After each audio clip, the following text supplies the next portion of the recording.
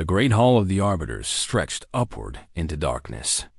Ethan Mercer stood alone on a platform of black glass, surrounded by beings that had existed since before his planet had formed. The Arbiters of Nexion were not alive in any way humans understood. They were machines built by gods who had died long ago. They were the keepers of laws that governed the galaxy. Ethan was a small man in this place. His uniform was torn. His face was bruised. 3 days without sleep had left dark circles under his eyes. But he stood straight, because bending would mean breaking, and he could not break. Not yet. Not until he knew. "You come before us with a request," the lead arbiter said. Its voice filled the hall like thunder rolling across mountains. Its body was made of crystal and light, shifting and changing with each word. "Speak, human." "My wife," Ethan said. His voice was steady. He had practiced this moment in his mind 1,000 times during the journey here. "Dr. Lyra Mercer. She was taken from our research vessel by collector ships 3 days ago. I tracked them here, to Nexion space." The Arbiters did not respond immediately. They communicated with each other in frequencies humans could not hear. Ethan waited. He had learned patience in the military. He had learned it again when he married a scientist who could spend 12 hours studying a single cell. "The female was processed," the Arbiter finally said. "She has been added to the collective weave." Ethan felt his heart stop for one terrible moment. The collective weave. Every spacefaring species knew about it. Every species feared it. It was not a prison. It was not death. It was something worse than both. The weave was a dimension between dimensions. The beings who had built the Arbiters had created it millions of years ago. They had needed fuel for their great machines, for their star forges that built artificial suns. But the fuel they needed was not metal or energy. It was consciousness. Living minds, dissolved and burned to power engines that shaped reality itself. Billions of minds floated in the weave. They were not dead. They were not alive. They were raw material, slowly breaking apart, their memories and thoughts feeding the ancient machines. "I want her back," Ethan said. Silence filled the hall. The Arbiters went still. For a long moment, nothing moved. "No being has ever been retrieved from the weave," the lead Arbiter said. There was something in its voice that might have been curiosity. "The process cannot be reversed. This is known to all species in the Concordat." "I want her back," Ethan repeated. "You do not understand. The weave exists outside normal space.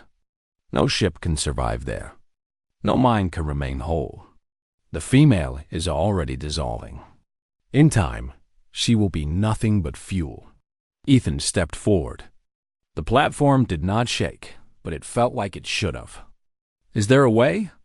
Any way at all?" The Arbiters communicated again. This time, it took longer.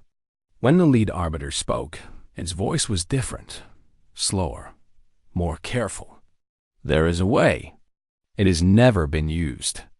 No species has ever agreed to the terms. Tell me." "The weave operates on the principle of equivalent exchange. Consciousness for consciousness. To retrieve a mind, you must sacrifice memories of equal mass. Not copies. The originals. They will be taken from you and fed to the machines in her place." Ethan felt cold spread through his body. "What memories?" "All memories connected to the one you wish to save. Every moment you shared with her. Every feeling you had for her. Every word she spoke to you. Everything she was to you will be erased. You will not remember her face. You will not remember her voice. You will not remember why you loved her. You will bring back a stranger." The words hung in the air. Ethan understood now why no species had ever agreed. What was the point of saving someone if you forgot why they mattered? What was the point of rescue if you lost the very thing that made rescue meaningful? He thought about Lyra. He thought about the first time he saw her at a conference on Europa Station. She had been arguing with 3 senior scientists about quantum field theory. She had been winning. He thought about their first date, a terrible dinner at a restaurant that gave them both food poisoning. They had spent the night laughing in a medical bay. He thought about the morning she said yes, her eyes bright with tears and joy. He thought about all of it being taken away. Every precious moment. Every small joy. Gone, like they had never happened. "If I do this," he said slowly, "she will live? She will be whole? Her consciousness will be restored to her body. She will remember everything. She will be as she was before the taking. But she will remember me? Even if I do not remember her. Yes, she will remember. You will not." Ethan closed his eyes. The faces of his crew came to him. They had died fighting the collectors. Good men and women who had served under him for years. They had died so that he could escape, so that he could come here, so that he could ask this question. He could not let their sacrifice mean nothing. He could not let Lyra dissolve in the dark between dimensions. He opened his eyes. "I accept." The hall went silent. The arbiters stopped their constant shifting and changing. For the first time in 10,000 years, they were completely still. "You accept," the lead arbiter said. It was not a question, but there was something in its voice that needed confirmation. "I accept the terms. Take my memories. Give me back my wife. You understand what you are sacrificing? You will forget everything. You will look at her, see a stranger. The love you feel now will be gone. You will have nothing. I will have her," Ethan said. "Alive, whole, safe, that is enough. Why?" The question came from all the arbiters at once. A chorus of ancient voices asking something they had never needed to ask before. "Why would you pay this price? You gain nothing. You lose everything that makes the rescue meaningful. This is not logical. This is not efficient. Why?" Ethan looked up at the beings of crystal and light. They were old. They were powerful. They had seen civilizations rise and fall. But they did not understand humans. They could not. "Because I love her," he said simply. "And love is not about what I get to keep. It is about what I am willing to give." The arbiters had no response. They had calculated every possible motivation for every species in their records. They had predicted every behavior, every choice, every sacrifice. But they had not predicted this. A human, willing to save what he would not remember. Willing to pay everything for someone who would become nothing to him. "Very well," the lead arbiter said at last. "The exchange is accepted. Prepare yourself, human. The journey to the weave will begin at dawn." Ethan nodded. He did not ask for time to reconsider. He did not ask for alternatives. He simply turned and walked back toward his ship, ready to pay a price that no being in the galaxy had ever been willing to pay. Behind him, the arbiters began to update their records for the first time in 6,000 years. The ship was not built to survive. Every engineer in the Galactic Concordat had said so. The mathematics were wrong. The shields were impossible. The hull would collapse the moment it touched the membrane between dimensions. Ethan had built it. Anyway, humans were good at building impossible things. They came from a small planet around an ordinary star, and they had no natural advantages. They were not strong like the Vethkai. They were not long-lived like the Nexari. They did not have the vast hive minds of the collector species. But they had something else. They had stubbornness. They had the ability to look at the word impossible and treat it as a challenge, instead of an answer. The ship was called The Last Promise. Ethan had named it himself in the hours before launch. It was small, barely larger than a shuttle. Its shields were experimental technology that had failed in every test. Its hull was reinforced with materials that should not exist. created in laboratories where scientists worked without sleep until they found solutions that the universe said could not be found. Ethan sat in the pilot's seat and watched the membrane approach. It looked like a wall of black water, stretching in every direction, up and down, left and right, forever. There was no sound in space, but he could feel the weave calling to him. It wanted his mind. It wanted to dissolve him and use him for fuel. Just like it had taken billions of others, he pushed the engines forward. The moment the ship touched the membrane, everything changed. Reality bent around him like a broken mirror. He saw colors that had no names. He heard sounds that were not sounds but feelings. Emotions translated into vibrations that shook his bones. And then the voices came. Billions of them. Trillions. Every mind that had ever been taken by the weave, screaming in the darkness. They spoke in languages that had been dead for millions of years. They cried out for help that would never come. They remembered lives that had ended long before Earth had formed. Ethan gripped the controls and flew deeper. The cost had already begun. He felt it like a knife cutting into his brain. The arbiters had warned him, but warning was not the same as experiencing. His memories were being taken, one by one, pulled out of his mind and fed to the hungry machines. The first to go was their wedding day. Not the fact of it, but the feeling. He remembered that he had married Lyra on a station orbiting Mars. He remembered that there had been flowers and music and friends who smiled. But the joy was gone. The way his heart had felt when she walked toward him in her white dress was erased. The specific color of her eyes in that light was taken. The memory became empty, a photograph without emotion. He pushed forward. The ship shook and groaned. The shields flickered. Outside, the weave pressed against the hull like a living thing, trying to break through, trying to reach him. The voices grew louder. They were not just screaming now. They were begging. They sensed a living mind, whole and unbroken, and they wanted to pull him down into the darkness with them. Ethan thought about Lyra. He tried to hold on to her face, but it was already fading. He could remember that she had brown hair, but he could not remember exactly how it looked in the morning light. He could remember that she laughed often, but he could not remember the sound of that laugh. He was losing her. Even as he flew to save her, more memories fell away. Their first argument, on a cold night when they had both said things they did not mean.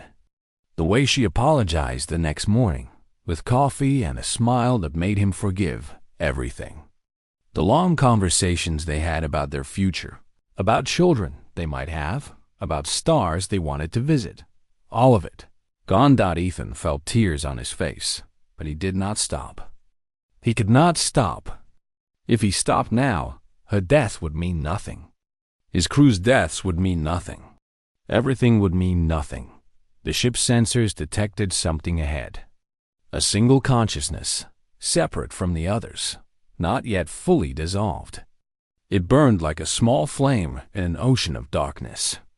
The signal matched the quantum signature the arbiters had given him. Lyra. She was still there. Still fighting. Still holding on. Ethan adjusted his course and flew toward her. The weave seemed to sense what he was doing. The voices grew angry. The pressure on the hull increased. Warning lights flashed across the control panel. The shields were failing. The experimental technology that should not have worked was finally giving up. But he was close now. So close. He pushed the engines to their maximum. The ship screamed in protest. Metal bent and cracked. Sparks flew from broken systems. The last promise was dying around him, but it had done its job. It had carried him this far. It had done the impossible. Through the chaos, Ethan saw something ahead. A shape in the darkness. A woman made of light, fragments of her drifting away like burning paper in wind. Lyra, he whispered. He did not know why he said her name. He barely remembered what it meant. The memories were almost gone now. His mind was full of holes where she used to live. But something deeper than memory made him speak. Something that the weave could not take. The ship burst through a final barrier and entered the space where she floated. Ethan activated the consciousness capture field, a device the Arbiters had given him, and watched as her fragmenting mind was pulled together, gathered like scattered pieces of a puzzle. His vision was fading. The cost was too great. He could feel his own mind starting to break under the pressure. The weave was taking more than his memories now. It was taking his ability to remember it all, but he held on. He held on because holding on was what humans did. They clung to hope when there was no hope. They fought when fighting was pointless. They loved when love brought only pain. He held on because somewhere in the empty spaces of his mind, he knew that a woman named Lyra had done the same. She had fought the dissolution. She had refused to break. She had waited for rescue that should never have come. The capture field flashed green. Her consciousness was secured. Ethan turned the ship around and began the long climb back to reality. Behind him, the weave screamed in rage. Something was being stolen from it. Something it had claimed as its own. But Ethan did not listen to the screams. He could barely think anymore. He flew on instinct, following the path he had taken, retracing his steps through dimensions that bent and twisted around him. His last memory of Lyra faded as he flew. The night they had decided to explore the stars together. She had looked at him with such excitement, such hope. And she had said that she wanted to see everything the universe had to offer, but only if he was beside her. That memory vanished like smoke in wind. Ethan kept flying. He did not know what he was flying toward anymore. He did not know why, but his hands moved on the controls and the ship climbed. And somewhere in the broken chambers behind him, a consciousness that was no longer anything to him waited to be restored to life. The membrane appeared ahead. The wall of black water that separated the weave from real space. The ship was barely functioning. Half the systems were dead. The shields were gone. The hull was cracked in a dozen places, but it was enough. It was just barely enough. The last promise burst through the membrane and tumbled into normal space.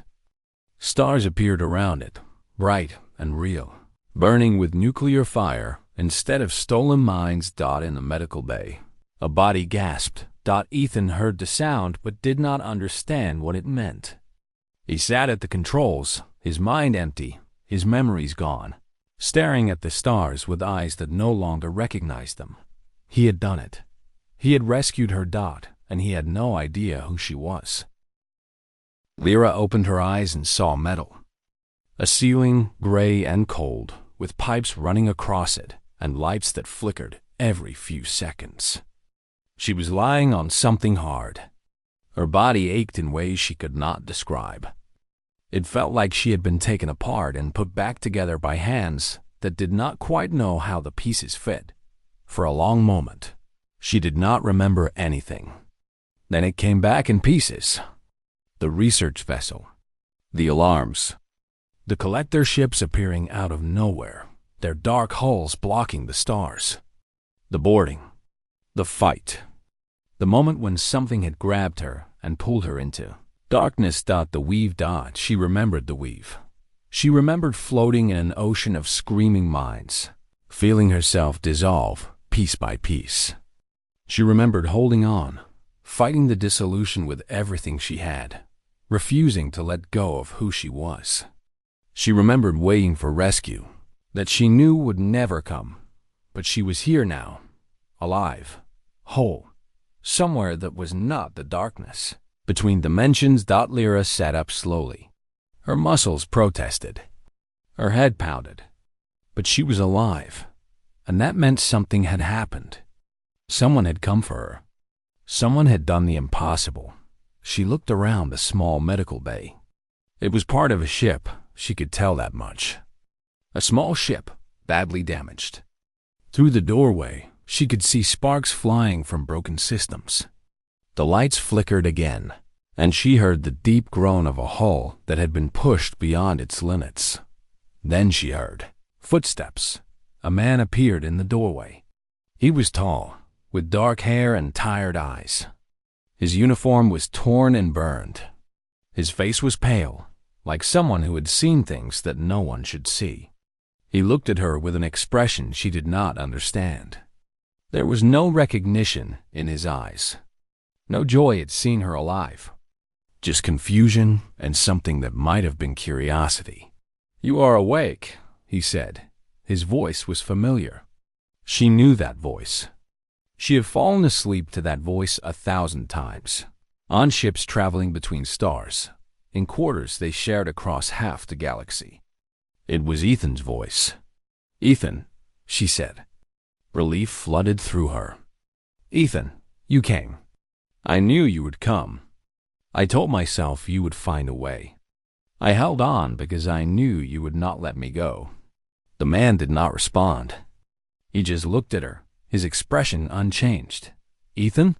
Fear crept into Lyra's voice. Something was wrong. Something was very wrong. "Ethan, it is me. Lyra, your wife." "Wife." He repeated the word like it was foreign, like he was tasting it for the first time. "I know that word. I know what it means. But I do not remember having one." Lyra felt her heart stop. The world seemed to tilt around her. She stared at the man she had loved for 8 years, the man who had crossed impossible distances to save her, and she saw nothing in his eyes. No love, no recognition. Nothing at all. "What happened to you?" She whispered. "The arbiters told me the cost," he said. His voice was calm, almost peaceful, like someone who had already accepted a terrible truth. Equivalent exchange. Consciousness for consciousness. I had to give up all my memories of you. Everything we shared. Everything you were to me. It is all gone now. Lyra felt tears running down her face.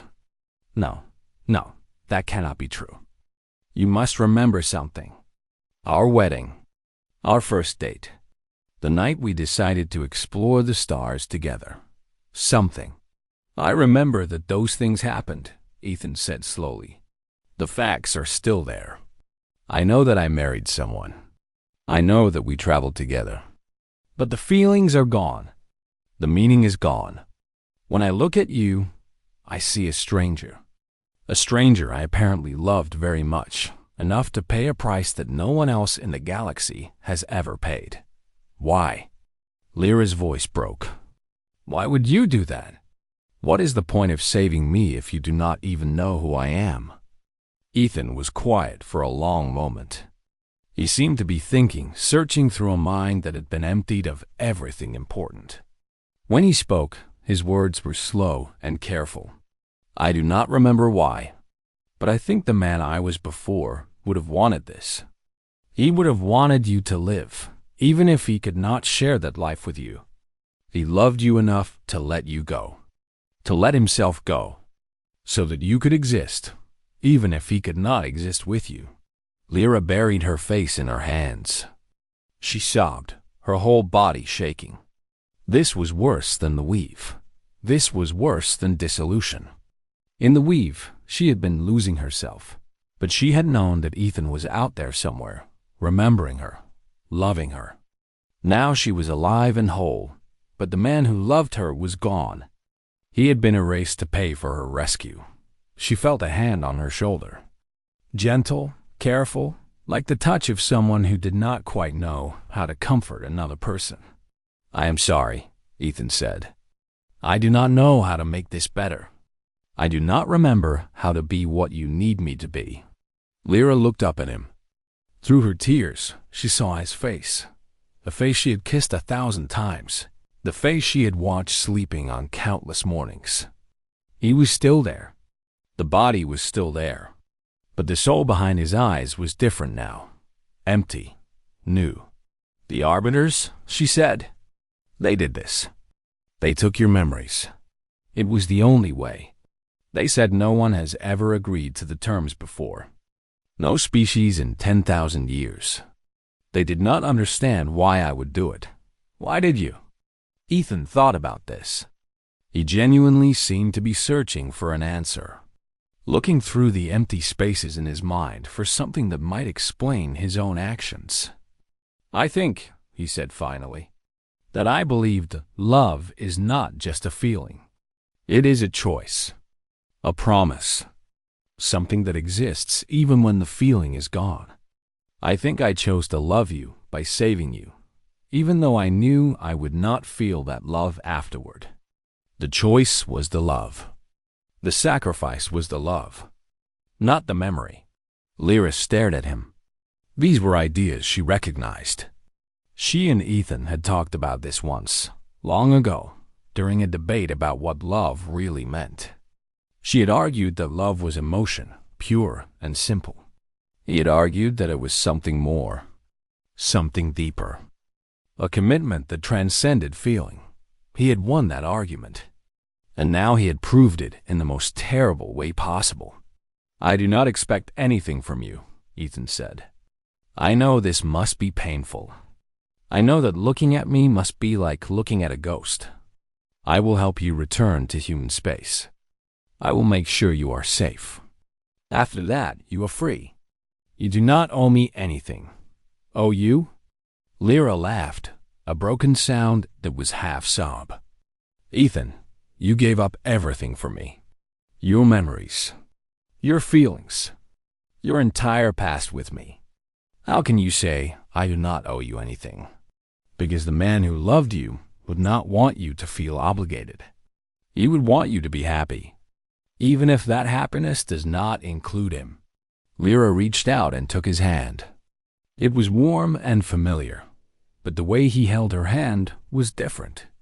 There was no instinctive squeeze, no gentle thumb running over her knuckles. He held her hand like he was holding something fragile, something he did not quite know how to touch.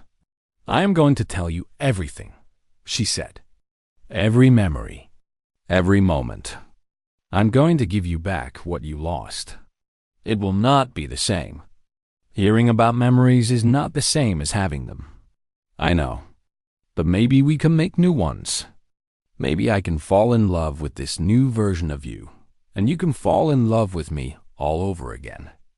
Maybe we can start from the beginning. Ethan looked at her for a long moment. Something flickered in his eyes. Not recognition, not yet, but something. A small spark of curiosity. A tiny flame of possibility. I would like that, he said quietly. I do not remember you, but I think I would like to know you. Lyra squeezed his hand tight and let herself cry. For everything that was lost. For everything that might still be found. Outside the broken ship, the stars burned on, indifferent and eternal, watching two humans begin again from nothing. 1 year later, Ethan stood on a balcony overlooking the city of New Geneva on Earth. The sun was setting, painting the sky in shades of orange and pink. Ships moved across the horizon, coming and going from the orbital stations above. He was not the same man who had entered the weave. That man was gone, dissolved into the ancient machines to pay for a rescue that the galaxy still talked about. But a new man had taken his place. A man who had learned to love again, one day at a time, one memory at a time. Lyra came up behind him and wrapped her arms around his waist. He turned and smiled at her. It was a new smile, different from the one she remembered from their old life. But it was his smile now, and she had grown to love it. What are you thinking about? She asked. The Arbiters sent another message today. They want to study me. They say my brain should not be functioning. They want to understand how I survived. What did you tell them? I told them no. I am tired of being studied. I just want to live. Lyra nodded. She understood. The past year had been filled with questions and examinations and endless curiosity from every species in the Concordat. Everyone wanted to know how a human had done the impossible. Everyone wanted to understand the secret, but there was no secret. There was only love and choice, and a refusal to accept that some things could not be done. "I have something to tell you," Lara said. Ethan turned to face her fully. There was something in her voice, a tone he had learned to recognize over the past year. She was nervous, excited, scared. "What is it?" "Do you remember what we talked about last month? About the future? About what we wanted?" Ethan searched his memory. His new memory, the one he had built over the past year with her. He remembered a conversation late at night, lying in bed together, talking about dreams and hopes. He remembered her asking if he ever thought about children. He remembered saying that he did not know, that he was still learning who he was, that the idea of being a father scared him because he had no memories to guide him, no template for what a father should be. But he also remembered saying that if she wanted it, he would try, because trying was what he did now. Trying was all he knew how to do. "I remember," he said softly. Lyra took his hands in hers. Her eyes were bright with tears. "I am pregnant, Ethan. We are going to have a baby." For a long moment, Ethan did not speak. He looked at her face, at the hope and fear and joy all mixed together, and he felt something he had been feeling more and more often over the past year. Something that had started as a small spark and grown into a steady flame. He felt love, not the love he had lost. That was gone forever, paid to the machines of the weave, but a new love, built from scratch, constructed one moment at a time. A love that was his, truly his, not inherited from a past he could not remember. "A baby," he said. "Yes, a little human. Part me, part you." Lyra laughed through her tears.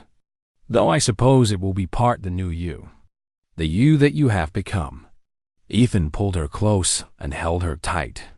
He thought about the man he had been, the man who had crossed impossible distances and paid impossible prices. That man had believed that love was a choice, not just a feeling. He had proved it by saving a woman he would not remember. Now Ethan understood that man. Now he agreed with him. Love was a choice. And he chose to love Lyra. He chose to love the child they would have. He chose to build a life with them, even though he had nothing to build on except the present moment.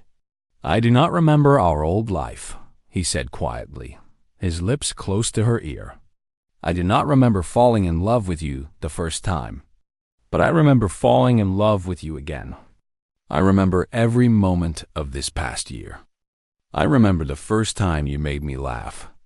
I remember the first time I realized I wanted to spend my life with you. I remember choosing you over and over again, every single day. That is all I ever wanted," Lyra whispered. "Not the old memories. Just you. Whoever you are now." They stood together on the balcony as the sun finished setting. The stars came out, one by one, filling the sky with light. Somewhere out there was the weave, still hungry, still consuming minds. Somewhere out there were the arbiters, still trying to understand what humans were. But here, on this balcony, there was just a man and a woman, holding each other, looking forward to a future they would build together. 3 months later, a report was filed with the Galactic Concordat. The arbiters had completed their analysis of human behavior based on the Mercer incident. The report was shared with every species in the galaxy. It became the most read document in Concordat history. The report said many things. It discussed human biology and psychology. It analyzed human society and culture. It examined human history and technology. But the conclusion was what everyone remembered. Humans operate on principles we cannot fully model. They form attachments that transcend logic. They make sacrifices that defy self-interest. They maintain commitments even when the feelings that created those commitments are gone. We initially classified this as a weakness. We believed that emotional attachment made humans vulnerable to manipulation and exploitation. We were wrong. Human attachment is not a weakness. It is a force multiplier. It drives them to achieve things that pure logic would never attempt. It makes them dangerous in ways we did not anticipate. When a human loves, they do not calculate. They do not weigh costs and benefits.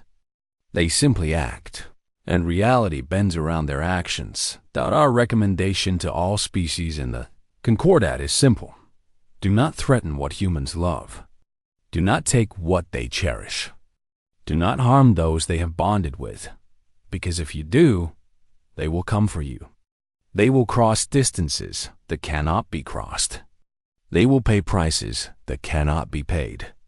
They will do the impossible, simply because someone they love needs them to. We have added a new classification to our records.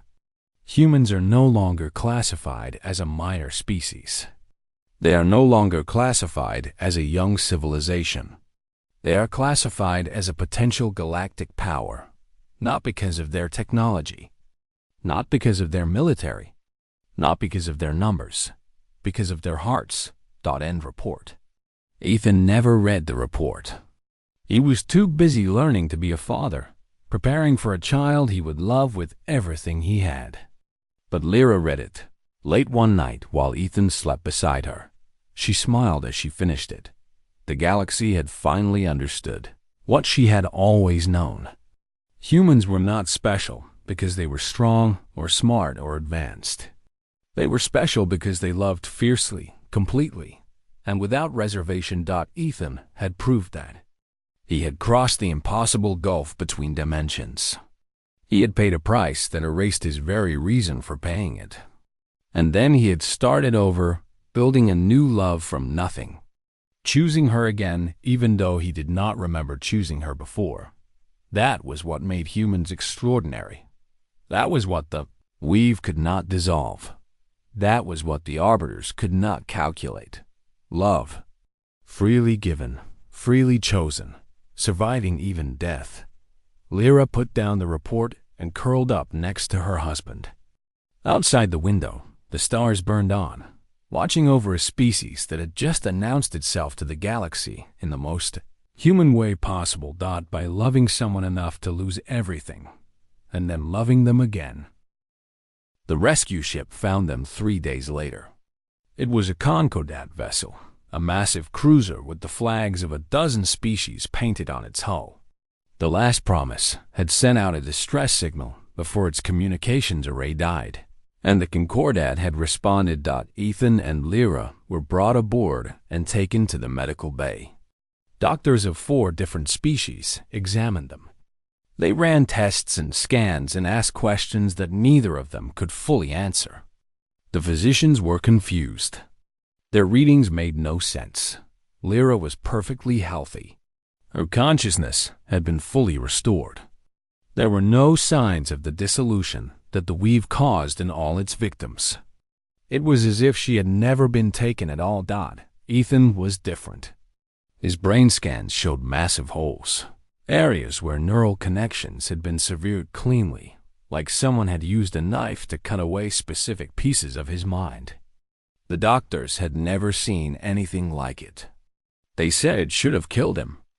They said no human brain could survive such damage, but Ethan was alive. He could walk, talk, think, remember most things. He just could not remember his wife. He could not remember anything connected to her. Word spread quickly through the ship, then through the Concordat, then through the entire galaxy. A human had entered the weave and returned. A human had retrieved a consciousness that had been processed. A human had done what no species had ever done in 10,000 years. The Nexari Council requested a meeting. They wanted to understand how humans had built a ship that survived the membrane. Their engineers said it was impossible. Their mathematics proved it could not be done. The Vethkai warlords sent messages of respect. They had thought humans were soft, emotional creatures. They had thought humans were weak. Now, they reconsidered. The arbiters of Nexion sent a formal statement. It was the first time they had communicated directly with any species in 6,000 years. The statement was simple. We have updated our records. Humans are now classified as anomalous. Standard predictions do not apply. Lyra read all the messages and reports. She sat in their shared quarters on the Concordat ship, scrolling through news feeds from across the galaxy, watching her husband become famous. Watching their story become legend. Ethan sat across from her, reading a book. He did that often now. Reading. Learning. He said he was trying to fill the empty spaces in his mind with something, even if it could not be the memories he had lost. "They are calling you the Impossible Man," Lyra said. Ethan looked up from his book. "That seems excessive. You did the impossible. The name fits. I did what needed to be done. That is all." Lyra put down her tablet and looked at him. 3 days together on this ship, and she was still getting used to this new version of her husband. He was quieter than before, more thoughtful. He smiled less, but when he did smile, it seemed more genuine, like he was discovering joy for the first time instead of taking it for granted. "Can I tell you about our first date?" she asked. This had become the routine. Every few hours, she would share a memory, not to make him feel guilty or sad, but to give him pieces of the life they had shared. He always listened carefully, asking questions, trying to imagine himself in the stories she told. "Yes," he said. "I would like that." It was on Europa Station. You had just been promoted to commander. I was presenting my research on quantum field dynamics. We met at a reception after my presentation. You came up to me and said, "I understood maybe 30% of what you said up there, but I would like to understand more." Ethan smiled slightly. "That sounds like something I would say. I thought you were just trying to flirt with me. But then you actually listened. You asked real questions. You genuinely wanted to learn. That was the moment I started to like you. What happened next?" "You asked me to dinner. I said yes. We went to a restaurant called the Blue Horizon. It was supposed to be the best place on the station." Lyra laughed at the memory. "The food was terrible. We both got food poisoning. We spent the rest of the night in the medical bay, throwing up side by side. That sounds like a terrible first date." It was. But we were laughing the whole time. Even while we were sick, we could not stop laughing. And I knew, right then, that I wanted to spend more time with you, because you could make me laugh even when everything was going wrong. Ethan was quiet for a moment. She could see him trying to imagine it, trying to picture himself in that medical bay, laughing with a woman he had just met. "I wish I could remember that," he said softly. "I know, but now you know it happened. And maybe someday we will have another terrible dinner, and we will laugh again, and you will have a new memory to keep." A knock at the door interrupted them. An XRE officer entered, tall and thin, with silver skin that reflected the light. The Nexari were among the oldest species in the Concordat. They had been traveling between stars when humans were still living in caves. "Commander Mercer," the officer said, "the Council has finished their analysis. They wish to share their findings with you and Dr. Mercer." Ethan and Lyra followed the officer to a conference room deep in the ship. The room was filled with representatives from a dozen species. Nexari, Vethkai, collectors, though these were from a peaceful faction that had broken from the raiders who had taken Lyra, and many others. Species that Lyra had only read about in textbooks. At the center of the room was a holographic display showing the last promise, or what remained of it. The ship had been salvaged and studied. Every piece of it had been analyzed by the best engineers in the galaxy. "We have completed our examination," an XRE scientist said, "and we must confess that we are unable to explain what we found." The display changed to show the ship's shield generator. This technology should not function. The mathematical principles it operates on contradict established physics. Yet it works. We have tested it ourselves. "It works. Humans built it," Lyra said. "Our engineers." "Yes, And that is what confuses us. Human engineering is not more advanced than Nexari engineering. Human mathematics is not superior to our own. Yet you have built something that we cannot replicate or understand. A Vuthkai general spoke up. His voice was deep and rough, like rocks grinding together. My people have a saying. Strength is not in the body, but in the will. We always thought this was just words. Now we wonder if humans have made it true. What do you mean? Ethan asked. Your species is young, weak by galactic standards. You have no natural weapons, no special abilities, no ancient wisdom. But you refuse to accept limits. You look at the impossible, and you do it anyway. Not because you can, but because you need to. The Nexari scientist nodded. We have reviewed the records of your rescue, Commander. The Arbiters shared their data with us. No being has ever agreed to the memory exchange before. Every species calculated the cost and decided it was too high. They chose to let their loved ones go rather than lose the memory of loving them. Ethan did not calculate, Lyra said quietly. He just decided. Yes, and that is what we cannot model. Human decision-making does not follow predictable patterns. You sacrifice things that seem essential. You fight battles that seem unwinnable. You love in ways that seem irrational. The scientist paused. We have a new theory. Perhaps the ship worked not despite being impossible, but because humans believed it would. Perhaps belief itself is a force we have not learned to measure. Ethan looked around the room at all the alien faces watching him. He felt strange. He did not remember being a hero. He did not remember making the impossible choice. But everyone here was looking at him like he had done something extraordinary. I did not think about being special, he said finally. I just thought about her. About saving her. Everything else, the ship, the exchange, the journey through the weave, those were just problems to solve. I solved them because I had to. Not because I am special. Because she needed me. The room was quiet. The aliens looked at each other, exchanging glances that Ethan could not read. That, the Nexari scientist said slowly, is exactly what makes your species so dangerous. And so remarkable. You do not see your own extraordinariness. You simply do what needs to be done, and the universe bends around you. Lyra reached over and took Ethan's hand. He looked at her, and for a moment, something flickered in his eyes. Not memory, not yet, but recognition of a different kind. Recognition of someone worth crossing the galaxy for. Someone worth losing everything for. He did not remember loving her, but he was starting to understand why he had.